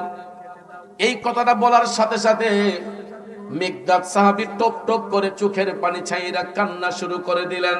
তিনি ডাক দিয়া বলতেছেন, নবী গো, ইয়া রাসূলুল্লাহ, আপনি নবী গো আমার কাছে খেজুর খাবার আবদার করেছেন, কিন্তু নবী গো আমার ঘরের মধ্যে যে খেজুর ছিল, আমার ঘরের মধ্যে যে খেজুর ছিল, ইয়া রাসূলুল্লাহ, আমি একটু আগে এই এলাকার গরিব দুঃখী মানুষের কাছে, এতিম অনাথদের কাছে সবগুলা খেজুর বন্টন করে দিছি। কামটা কি ভালো হয়েছে না খারাপ হয়েছে? সাহাবী বলতেছেন, ইয়া রাসূলুল্লাহ, আমার জান মাল আপনার কদমে কুরবান। নবী গো, আমার ঘরে যেই খেজুর গুলা ছিল সমস্ত খেজুর আমি এলাকার এতিম দরিদ্র মানুষের কাছে বিলাইয়া দিছি, বন্টন কইরা দিছি। ভাইয়ার আমার, বন্ধুরা আমার, এই কথা সাহাবী বলাতে আমার নবী খুশি না বেজার? কিন্তু আমাদের দেশে রমজানকে সামনে রেখে অনেক খেজুর ব্যবসায়ী আছে, খেজুরেরও সিন্ডিকেট আছে। কথা কোন ঠিক না ঠিক? যাতে মানুষে কিনা খাইতে কষ্ট হয়, বেশি দাম দিয়ে কিনতে হয়, এই জন্য দেখবেন খেজুরও অনেক জায়গায় স্টক করে রাখা হয়। এগুলা রমজানকে সামনে রেখে দামে যাতে বিক্রি করন যায়, এই জন্য কিছু কিছু ব্যবসায়ী আছে খেজুরের একটা সিন্ডিকেট করে ফেলে। কথা কোন ঠিক না ঠিক? কিন্তু ভাইয়ার আমার, দেখেন সাহাবী বলতেছেন, নবী গো, আমার ঘরের মধ্যে যে খেজুর গুলা ছিল আমি এলাকার গরিব দুঃখী মেহনতি মানুষের কাছে সবগুলা বন্টন করে দিয়েছে। আমার নবী তখন মুস্কি মুস্কি হাসতেছেন। ভাইয়ার আমার, বন্ধুরা আমার, তখন রাসূল বললেন, মিকদাদ, তোমার বাড়ির আশেপাশে খেজুরের কোনো বাগান আছে? তখন তিনি বলতেছি, ইয়া রাসূলুল্লাহ, আমার বাড়ির আশেপাশে তো কোনো খেজুরের বাগান নাই। রাসূল বলেন, একটাও নাই? তখন সাহাবী বললেন, নবী গো, একটা খেজুর গাছ আছে, কিন্তু ওই খেজুর গাছ থেকে কোনোদিন ফল আসে না। এই গাছ মরে গেছে। গা কি হইছে? ইয়া রাসূলুল্লাহ, এই গাছটা মরে গেছে, এটার থেকে কোনোদিন খেজুর আসে না। আমার রাসূল বলেন, এ মিকদাদ, তুমি আমার গায়ের চাদরটা নাও। সুবহানাল্লাহ। সুবহানাল্লাহ। আমার নবীর শরীর মুবারকের চাদর মুবারক খানা আমার রাসূল সাহাবী মিকদাদের কাছে দিয়ে বললেন, মিকদাদ, যাও তুমি ওই মরা খেজুর গাছটার নিচে যাও, এই চাদরখানা বিছাইয়া তুমি মরা গাছটারে ডাক দিয়া বলবা যে আল্লাহর হাবিব তোমার কাছে খাবার চেয়েছে। আরো জোরে জোরে কন্যা সুবহানাল্লাহ। বুঝলাম না, শিয়ালদারিয়ার মানুষের সুবহানাল্লাহ কইতো কিপটামি করে। আচ্ছা, সুবহানাল্লাহ বললে কি কোনো ওয়ারেন্টের আসামি এখানে আছেন নাকি যে সুবহানাল্লাহ বললে পুলিশে ধরে নিব? বাজান, সুবহানাল্লাহ বললে লাভ হয় না গুনাহ হয়? সওয়াব না গুনাহ? সওয়াবটা কি পরিমাণ হয়? সওয়াবটা কি পরিমাণ হয়? অনেক পরিমাণের, অনেকের মধ্যে কিমন পরিমাণ হইতে পারে? আমার রাসূল বলেছেন, যদি কোনো ব্যক্তি ইখলাসের নিয়তে, খালিস নিয়তে চোখটাকে মওলা পাকের দিকে রজ্জু করে একবার যদি কোনো ব্যক্তি সুবহানাল্লাহ বলে, তার দৃষ্টি যতটুক দূরে যায় এই পরিমাণ গুনাহ যদি বান্দার আমলে থাকে, রাসূল বলেছেন আমার আল্লাহ এই পরিমাণ গুনাহ ওই বান্দার আমল থেকে জড়াইয়া দেয় একবার সুবহানাল্লাহ বলার কারণে। এরপরও জবানটা খুলছে না। ও বন্ধুরা আমার, বাবাজিরা, গভীর মনোযোগ, মনোযোগ। লম্বা চড়া কথা বলবো না। আমি যেই কথাটা বলতে চেয়েছিলাম বাজান, আমার রাসূল বলেছেন এই মরা খেজুর গাছটার নিচে চাদরখানা বিছাইয়া দাও। ও মিকদাদ, গাছটাকে দেখে বলবা আল্লাহর হাবিব তোমার কাছে খেজুরের আবদার করেছে। সাহাবী অবাক হয়ে গেলেন। এখন রাসূল আদেশ করেছেন, নবীর আদেশ মানা দরকার আছে না নাই?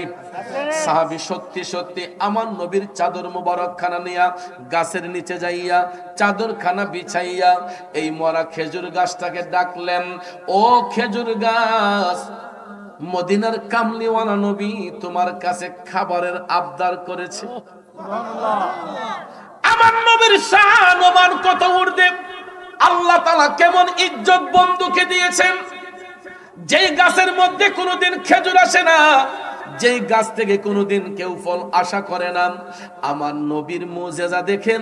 নবীজি বলার সঙ্গে সঙ্গে ওই মরা খেজুর গাছটার গোড়াটা তাজা হইয়া গাছটা সোজা হইয়া গেছে, পাতাগুলা সবুজ হইয়া গেছে। কিছুক্ষণের মধ্যে দেখা যায় এই মরা খেজুর গাছের মধ্যে ফুল এসেছে, ফুলের মধ্য থেকে দেখা যায় ছোট্ট ছোট্ট খেজুর। কিছুক্ষণের মধ্যে খেজুরগুলা বড় হইয়া গেছে। আবার একটু পরেই দেখা যায় মিকদাদ সাহাবী দাঁড়ানো অবস্থায় খেজুর ধইরা খেজুর পাইকা টপ টপ করে একটা একটা খেজুর চাদরের মধ্যে পড়তেছে। এমন দয়াল নবী আমরা কোথায় গেলে পাবো রে? শিয়ালদারিয়ার বাবাজিরা বন্ধুরা, গাছ থেকে একটা একটা খেজুর টপ টপ করে পড়তেছে।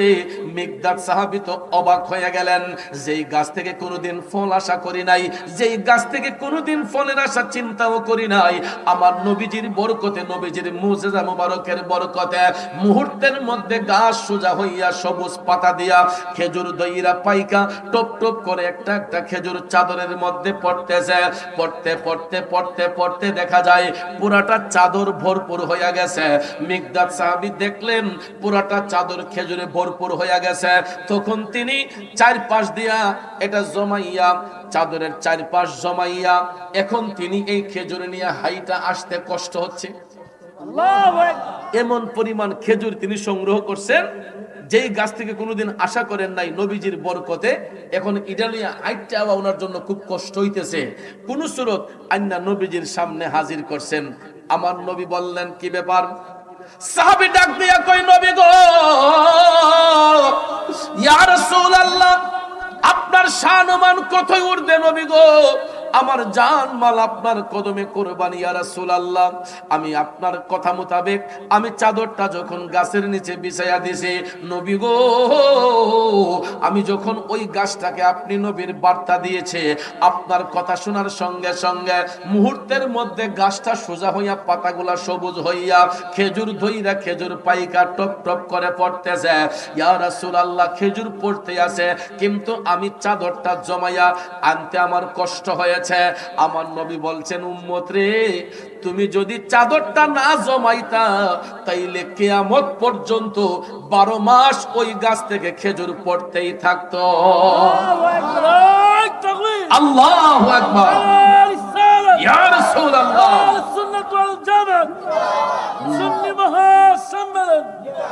এই জন্য আশেক কয়, প্রেমিক কয়, পলকে জীবন দিয়ে দেব যদি নবী তুমি চাও, কলিজা টুকরা করে দেব যদি নবী তুমি চাও।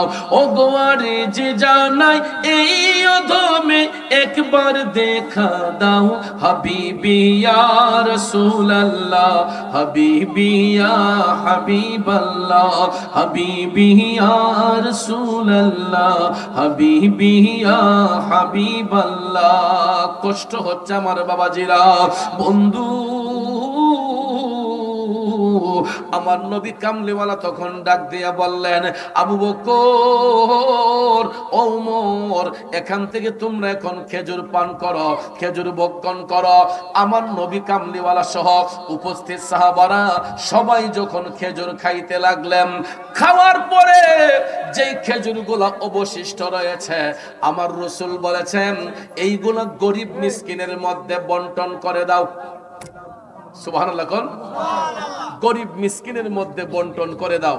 তখন ভাইয়ার আমার, এই এলাকার গরিব মিসকিন যারা ছিল সমস্ত খেজুর তাদের মধ্যে বন্টন করে দেয়া হয়েছে। বাবাজিরা আমার, বন্ধুরা আমার, কিন্তু দেখবেন আমাদের সমাজের মধ্যে কিছু কিছু বিত্তবান ব্যক্তি আছে, তারা যখন ত্রাণ সামগ্রী দেয় কয়েকটা ছবি তোলার জন্য, ঠিক না ঠিক? এইগুলা কখনো করা নিষেধ, এগুলা করা যাবে না। কারণ এটার দ্বারাতে একটা মানুষের দিলে আঘাত হয়, গরিব মানুষগুলার মন ছোট হইয়া যায়। কারণ আজকে উনি গরিব হতে পারে, কালকে ওই ব্যক্তি বাদশাও হইতে পারে। কারণ আল্লাহ রাব্বুল আলামিন বলেছেন, মালিকাল মুলকি তুতিল মুলকা মান তাশা ওয়া তানজিউল মুলকা মিম্মান তাশা। আল্লাহ কয়, ওগো হাবিব, আপনি জগৎবাসীরে জানিয়ে দেন, আমি ইচ্ছে করলে কাউকে বাদশা বানাইতে পারি, ইচ্ছে করলে আমি কাউরে ফকিরও বানাইতে পারি। রাজ্য দেওয়ার মালিক কে? আল্লাহ। রাজ্য কাইরা নেওয়ার মালিক কে? এই জন্য কবি বলে, তুমি রাখো কি বা মারো এই দয়া কর, থাকিতে যেন তোমায় না ভুলে।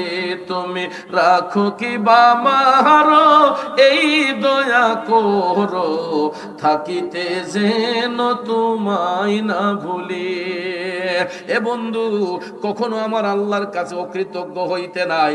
কারণ আল্লাহ তাআলা আমাদেরকে নিয়ামত দিয়েছেন, আরো দিবেন যদি আমরা মওলার কাছে বিনয়ী হই।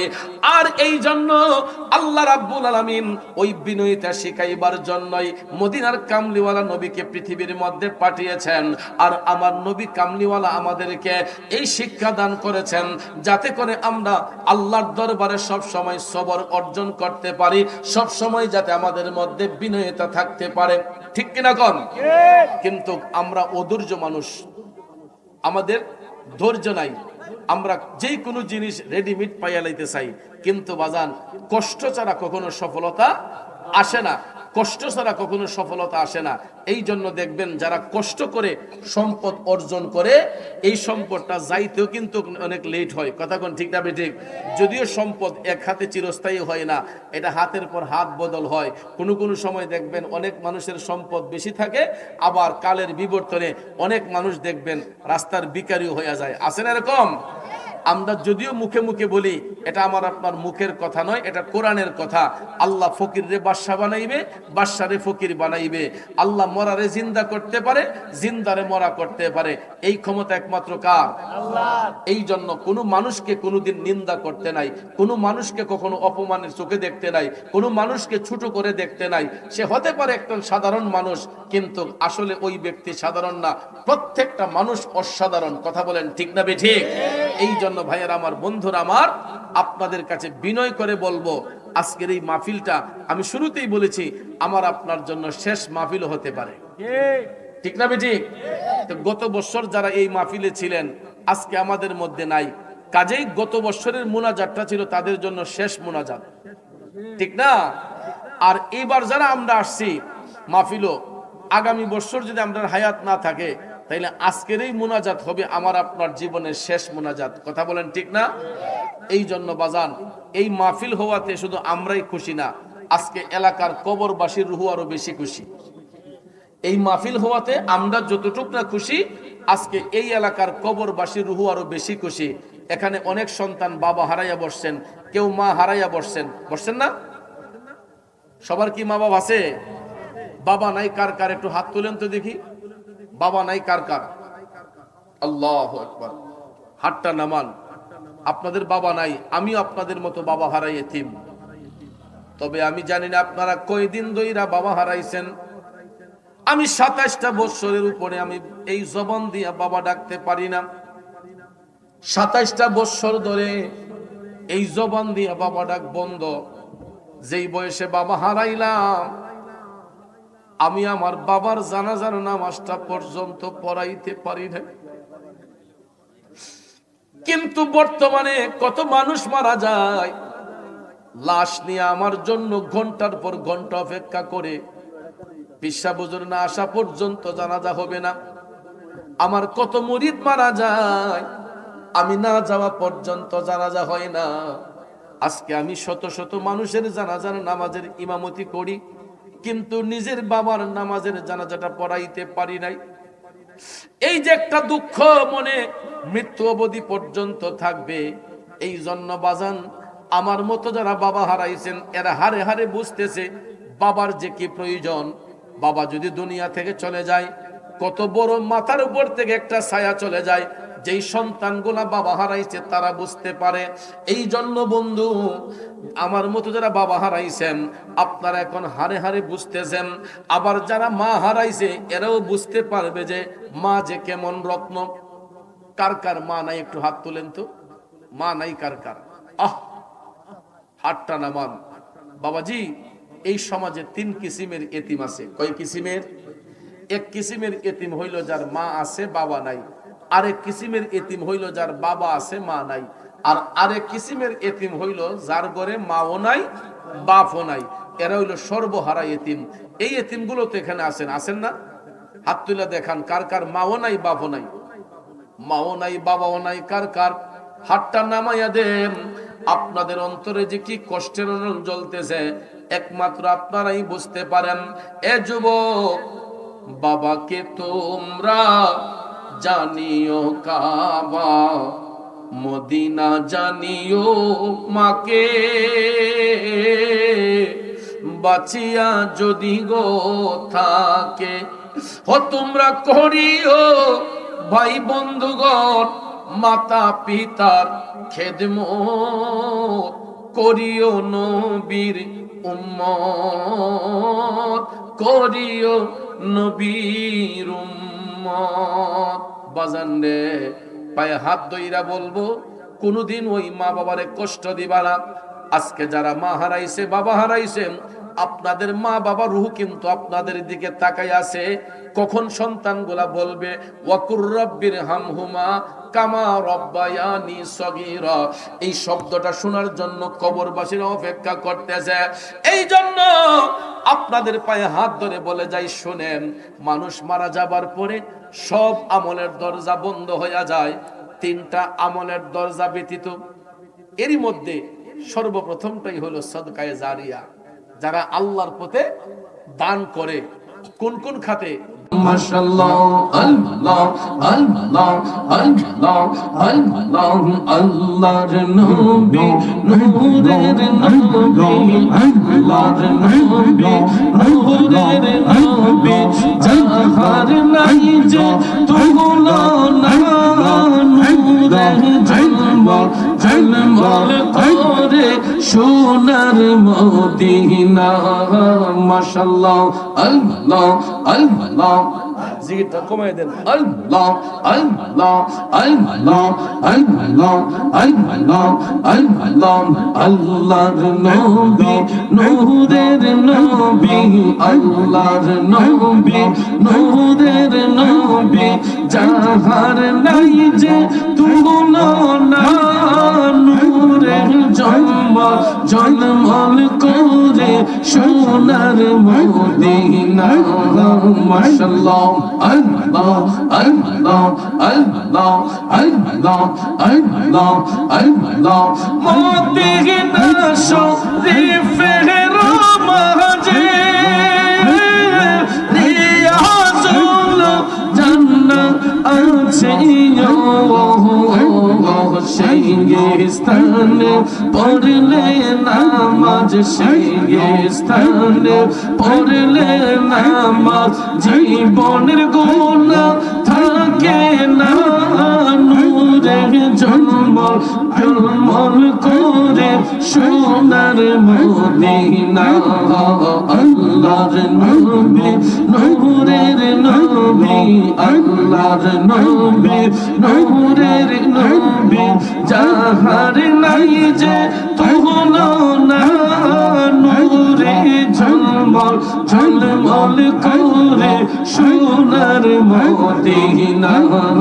মাশাআল্লাহ, আল্লাহ আল্লাহ আল্লাহ আল্লাহ আল্লাহ আল্লাহ আল্লাহ আল্লাহ আল্লাহ আল্লাহ, আই মুহাম্মদ কামলি বান্দা, আই রে আমার বুকে আল্লাহ, আই মুহাম্মদ কামলি বান্দা, আই রে আমার বুকে আল্লাহ, ডাকছে তোর পাগলেরা, শান্তি দে মোর কলি জানায়, আই মুহাম্মদ কামলি বান্দা, আই রে আমার বুকে আল্লাহ। আল্লাহ আল্লাহ আল্লাহ আল্লাহ, চাঁদ সূরজার গ্রহ তারা, জিন ইনসানের ফেরেশতারা, চাঁদ সূরজার গ্রহ তারা, জিন ইনসানের ফেরেশতারা, দিন রজনী চাইছে তারা, ফুল তুলে দিতে গোলায়, আই মুহাম্মদ কামলি বান্দা, আই রে আমার বুকে আয়। আল্লাহ আল্লাহ আল্লাহ আল্লাহ আল্লাহ আল্লাহ, ফকির দরবেশ বাদশাহ ওলি, দুলিতে সেই ফুলের কোলে, কাঁদে লইয়া ভিক্ষার ঝুলি, দয়াল রে কাঁদে লইয়া ভিক্ষার ঝুলি, বাস করে গাছের তলায়, আই মোহাম্মদ কামলি ভালা, আই যে আমার বুকে আয়। আল্লাহ আল্লাহ আল্লাহ আল্লাহ মুর্শিদ নামে এত মধু, মুর্শিদ নামে এত মধু, খাইলে মধু ফুরাই না। আমার মন হইয়াছে দিওয়ানা। মাশাআল্লাহ আল্লাহ আল্লাহ আল্লাহ আল্লাহ মুর্শিদ নামে এত যে মধু, আমারে কহিরাছে জাদু। নিদান কাহলা মুর্শিদ বিনে, নিদান কাহলা মুর্শিদ বিনে অন্য কিছু চাহি না। আমার মন হইয়াছে দেওয়ানা। মাশাআল্লাহ আল্লাহ আল্লাহ আল্লাহ আল্লাহ আল্লাহ আল্লাহ আল্লাহ আল্লাহ। আমি মরলে তুমি দেখা যাইও, ও প্রাণের মুর্শিদ গো। আমি মরলে তুমি দেখা যাইও। মাশাআল্লাহ গোলাপের জল না ছিটাইয়া রে, তোমার পায়ের ধুলি দিও, ও প্রাণের মুর্শিদ গো। আমি মরলে তুমি দেখা যাইও। মাশাআল্লাহ আল্লাহ আল্লাহ আল্লাহ আল্লাহ আল্লাহ আল্লাহ আল্লাহ আল্লাহ। লা ইলাহা ইল্লাল্লাহু মুহাম্মাদুর রাসূলুল্লাহ সাল্লাল্লাহু আলাইহি ওয়াসাল্লাম। সকলে বলি মারহাবা। তো যাক বাবাজিরা আমার, আপনারা 1 থেকে 1000 টাকা পর্যন্ত যারা দান করার ইচ্ছে পোষণ করেছেন, আল্লাহ পাক যেন সহি নিয়তে আপনাদের দানগুলা যেন কবুল করেন। আর যারা লিখিয়েছেন নির্দিষ্ট টাইমে দানগুলা দিয়ে দিলে আগামী মাহফিল করাটা সহজ হবে। আর বিশেষ করে অনেকের মা নাই, বাবা নাই, আমার নিজেরও বাবা নাই, আমিও দোয়া চাই, আপনাদেরও দোয়া করি। সেই সাথে আমার আব্দুল শহীদ ভাই, উনি শারীরিক অসুস্থ, দোয়া কামনা করেছেন, আল্লাহ যেন ভাইকে পরিপূর্ণ শেফা দান করেন।